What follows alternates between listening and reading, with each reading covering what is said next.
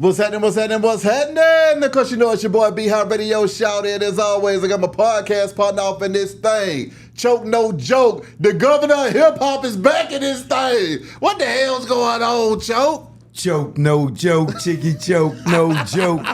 Choke no joke, chicky choke no joke. Okay. You know what it is. Okay, Choke. We got to get straight into it, though, sir. Can I show them my your smart glasses? Man, they call me Maxwell Smart right now, right? let me y'all want these? Y'all just hit me up, man. Let me show y'all, man. B-Hop already checked them out. Yeah. You know what I mean? They got a Bluetooth. Listen. Look at that. Look at that. Man, Choke No Joke. Hit me up at Real Choke No Joke. Playing music, man. You can talk on the phone on these, you know what I mean? You can talk to Siri, ask some questions. Hit me up, Choke No Joke, Real Choke No Joke on Instagram, right? Okay, Choke, we got to get straight into it, though, man. I mean, I know you've been keeping up with this Keefe D case. Yeah. Where are we at with it now? Gas has come off for that. Yeah. Now you talking. My God. Well, I mean, what's going on, though, Choke? Because, see, Keefe D was out here living his best life, doing interviews, selling his book. Next thing you know, he gets re-indicted, man. So, I mean, where are we at with this thing right now? Well, not re-indicted, indicted. He wasn't charged for it before. Okay. You know what I'm saying? The stuff that he was locked up before was drug possession. Yeah. Right? So where do you want to start with this? Okay. What was it that made them bring him in to begin with? Well, what made him the same thing that make everybody get brought in. Vlad TV. Oh my God. Oh, hell no. Hell no! You go on Police TV. Oh my God! And it ain't just Vlad, because now you got all these other channels that focus on what I call criminology, right?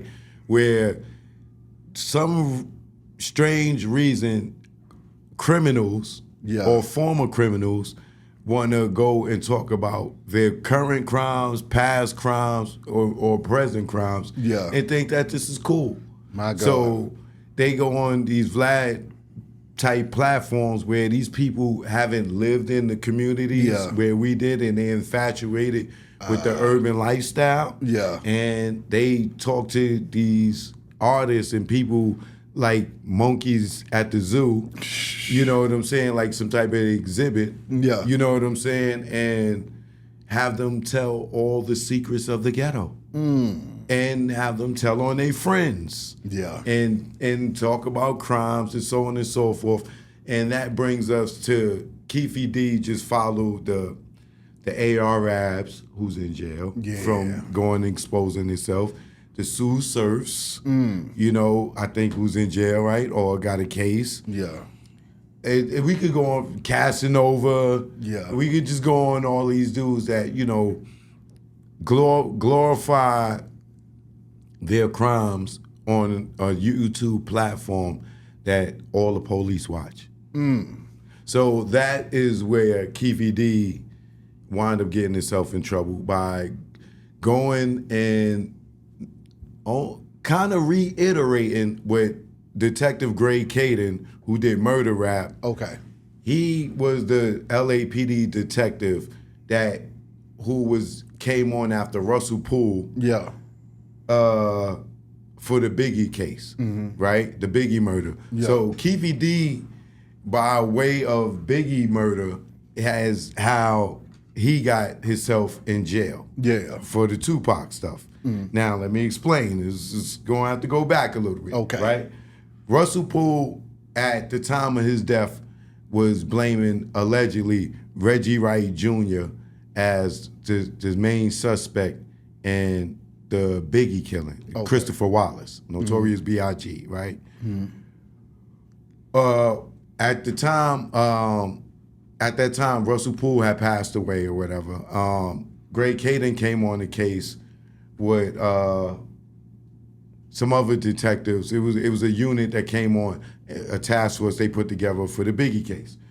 When Greg Caden and them picked up the case, the first suspect was Reggie Wright Jr.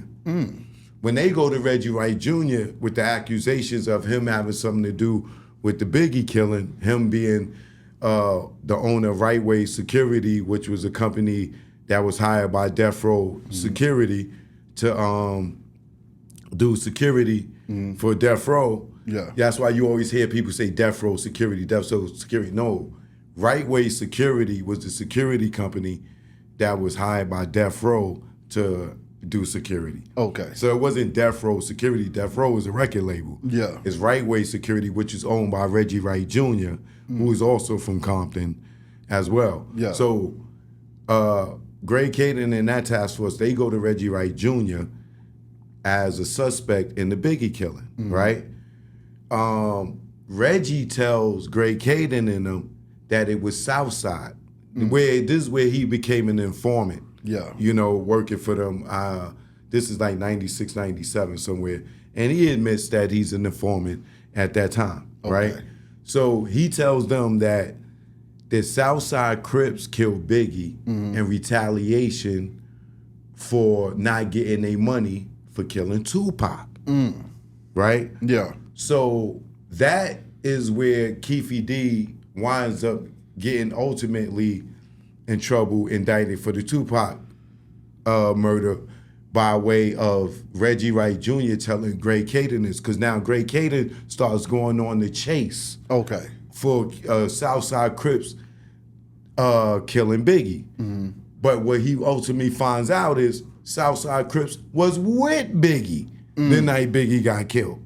My God. Right? Yeah. So that made Gray Caden gets on Keefe D and them, and when he gets on Keefe D and them, now remember Reggie Wright Jr. told Gray Caden that Southside killed Biggie in retaliation for not getting their money for killing Tupac. So when Gray Caden goes and starts investigating Keefe D, when he runs down on them, say, hey, y'all killed Biggie. No, we wasn't. No, we didn't. We was with Biggie that night. Oh. Well, y'all killed Tupac. And this is how y'all did it. Right? Yeah. Now, if you go and look at Keefe D's first interview, he says Gray Caden just pulls down the board. Shh. Damn. This is how y'all killed Tupac. You was here, he was here, T. Brown was here, and then Carl Orlando was in there. Yeah. And y'all did it because they did it. Because he got the whole story from who? Reggie.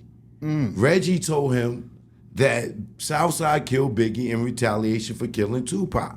Right? Now, Gray Caden tells, and what Gray Caden also do is, for him to have this conversation with and try to put the Biggie murder on Southside, he set him up with a drug ring and got one of his dudes, I think named Dirt Dog, allegedly is Dirt Dog, I believe, but got him to buy some PCP from Keefe D.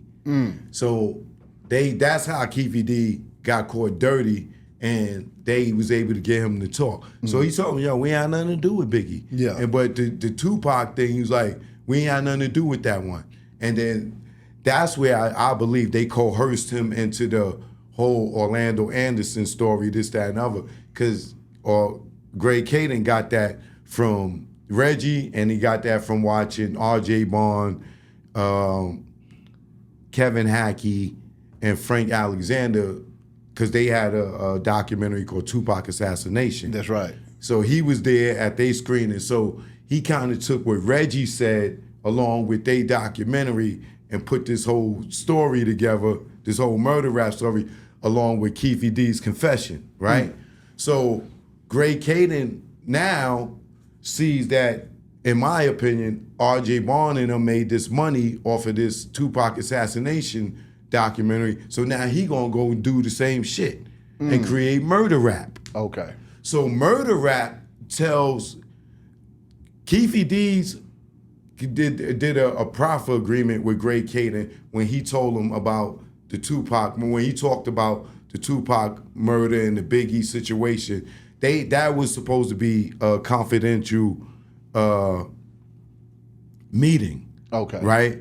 They secretly recorded it, which was illegal, according to what I'm told. I don't know. Well, they definitely didn't let them know it was being recorded. Yeah. Right? So what Gray Caden did is he went and made a documentary called Murder Rap. Yeah. And told the whole story, how he went in and was investigating Reggie, and Reggie told Reggie Wright Jr., and Reggie Wright Jr. told him that Keefe D was responsible for Biggie's murder, and because they didn't get their money for Tupac. So that's how they found out about Zip and Diddy putting the hit on Suge and Tupac allegedly, you know, because all that came from Greg Caden's investigation talking to Keefe D.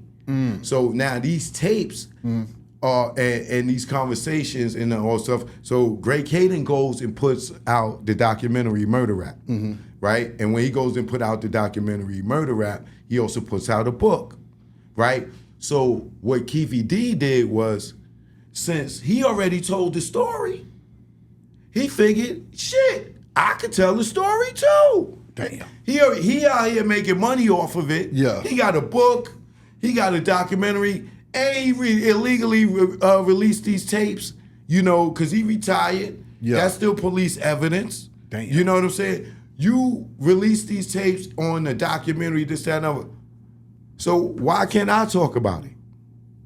Right? Yeah. So Keefe D is really just talking about what he put out there. So if y'all didn't come arrest me when he put out this documentary, and he could talk about it and do interviews, why can't I get on Vlad? Why I can't get on these other platforms and talk about the same thing that's in this documentary? Yeah. So Keefe D went one step further and wrote a book based off his life in the documentary. Yeah. And everything that Greg in the Murder Rap book, he following what he did, right? Damn.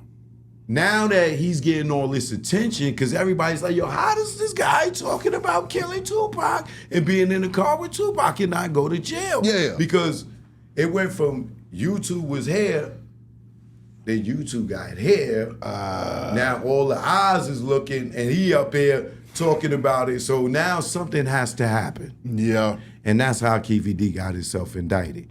Because he publicly kept talking about it and talking about it and talking about it. Even though Greg Caden was the first person to come out here and make money off of it. Yeah. You know what I'm saying? And everything in that Murder Rap thing is a bunch of bull crap, because he got the information from Reggie, right? Reggie is the same person in the Tupac murder. He is the owner of Right Way Security. He's liable for Tupac being dead. My God. Because his security company was supposed to protect Suge and Death Row. Here he is, the head of security. When the fight happened in Orlando, where Orlando Anderson, the MGM, he's not there. He had 24 police officers working for him that weekend. None of them was there. Tupac just had Frank with him. Yeah. Right? Not only that, Reggie Wright Jr. and this lawyer, I believe his name was George Scalise, we're gonna say allegedly, but according to Michael Moore, who was Tupac's bodyguard, Frank Alexander, who was Tupac's bodyguard, but worked for Right Way Security, but they was allocated to, be on Pac. They switched off on Pac, right? Along with Death Row Dave and other officers, off-duty officers in security for Right Way Security, they had a meeting and they told them they couldn't have their guns. Damn. Right? So for Right Way Security to tell the security not to have their guns was strange to them. When you listen to Michael Moore, Frank Alexander, Death Row Dave, they all say, yo, any other time we went to Vegas, they never told us we couldn't have our guns. Like, and who wanna protect Tupac, a dude that just got shot in Quad Studio, got beef, just came home from jail? Who wanna bodyguard him without their pistol? Right? Don't make sense. Yeah. But moving forward, boom. Now the head of security tells the security not to carry their guns, right? Then Michael Moore says, I'm carrying my gun. I don't care what you talking about, time right? for it. Yeah. So Reggie Wright Jr. takes him off and puts him over at the cash register at the 662. And Tupac is like, yo, you coming back, right? To Michael Moore, you coming back. He feels something. Yeah. He like, yeah, I'm coming back. Reggie takes him and put him at the cash register at 662. And there's a guy that was with Tupac all week. From New York when they came back he was with Tupac in the limo with Tupac when Tupac heard Snoop on the radio tell Angie Martinez that he ain't got beef with Biggie and Pac. Yeah. I mean Biggie and Puff. Yeah. You know what I'm saying? He said how, Pac trashed up the limo. They listening it. Pac trashed up the limo and stuff. Pissed, like, yo, I'm out. I'm off. I'm leaving Death Row. Yeah. If these dudes ain't gonna be riding with me, I'm out. Yeah. Right? So he puts him on the cash register. Frank don't have no gun. Right? They in the entourage, right? After the MGM Grand, after the fight, right? Suge and them Pac go back to his room, Suge go by his house, they go by Suge house or whatever. They coming back, boom, boom, boom. The shooting happened, right? Reggie Wright Jr., the head of security, after the fight happens, he still don't go and get with them. Still don't put extra security on them, right? Suge is just rolling around with the homeboys. They not his security, they homeboys. Yeah. You know what I'm saying? They can't legally carry and things like that. They leave Suge house, they go on to boom, the shooting happens. Pap, pap, pap, pap, pap, boom, right? Reggie's head of security. Still don't go to the crime scene and shows up to the hospital 3 hours later, right? But within 30 minutes or less, he was able to call his father, Reggie Wright Sr., who was in charge of the gang unit in Compton at that time, was able to call him and tell him Southside just shot Tupac. He wasn't at the fight. He wasn't at the scene when they got shot. But he's over at 662 with Michael Moore now, who he posed to put on the cash register, right? Michael Moore said simultaneously, well, as he knows now, after the shooting happened, right? He said he's standing there with Reggie Wright Jr. over the walkie-talkie. He had somebody go, got him. Right? And Michael Moore says he recognizes the voice is like one of the homeboys. It ain't no one of the regular cops or nobody, but he heard him come over Reggie's thing, say, got him, right? They leave, Reggie says they go to the hospital. But later on, he says that he didn't show up to the hospital till 3 hours later, right? He didn't go to the crime scene, he didn't go 3 hours later. But however, he was able to tell Greg Caden that Southside killed Biggie in retaliation for killing Tupac. So now, how you know that? What is Reggie's theory and what is his side of the story of it all? What is he saying about it all? And which one? In the Tupac case with Keefe D, is he saying he ain't have nothing to do with it, or is he saying he knows what's going on? I mean, what is Reggie's theory about it all? Well, he's saying that, he called his father and told his father that Southside did it. Okay. Right? And his belief is Orlando Anderson killed Tupac. Okay. Which is a Southside Crip, which is Keefe D's nephew. Okay. So now my question is, where are we at with the Keefe D situation now? Now, I saw recently that Wack 100 was trying to bail him out. What happened with that? Well, I don't know if he was successful for it. In his first attempt to do it, they tried to tell him that he couldn't do it because they really couldn't see where the money was coming from, and also that he was trying to bail Keefe D out to make money off of the death of Tupac. Oh. So ultimately, he's not convicted. for the death of Tupac. So he could make money. So they doubled back, and that was their argument, and Wack went back, with that argument that, he's not convicted. So he could do whatever the hell he want, right? And you can't stop me from bailing him because the money's coming from a legit source. But they came to find out that, the money was tied to, based on if Keefe D get out, if they could bail him out, that it would be tied to him doing some type of TV deal or something like that. So the judge was kind of like, I got to think on it, this, that, and the other. So he goes back to court on August 20th.